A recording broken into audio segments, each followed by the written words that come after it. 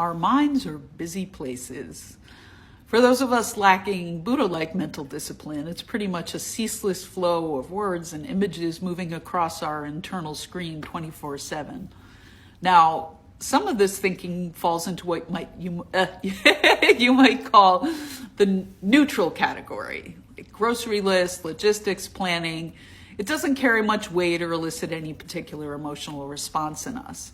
But there's another brand of thought that does have emotional impact. It's what I call self-messaging. Self-messages are those things we say to ourselves or picture that create or enhance either a positive or a negative feeling across a wide spectrum, of course. We often hear of this internal dialogue referred to as self-talk, and I'll call our visual thinking mental images. Most of us are sending ourselves these verbal or visual notices all day, every day.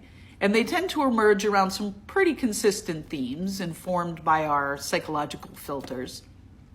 In 2005, the National Science Foundation published an article summarizing research on human thoughts per day. It was found that the average person has about 12,000 to 60,000 thoughts per day, of which 80% were negative and 95% were exactly the same thoughts as the day before. Now imagine if you were saying those 12 to 60,000 negative thoughts aloud. How scary would that be? Think about how many times you started to feel rotten and couldn't figure out why. If you could trace your emotions back to their source, you'd likely find a negative self-message, or many, in there somewhere.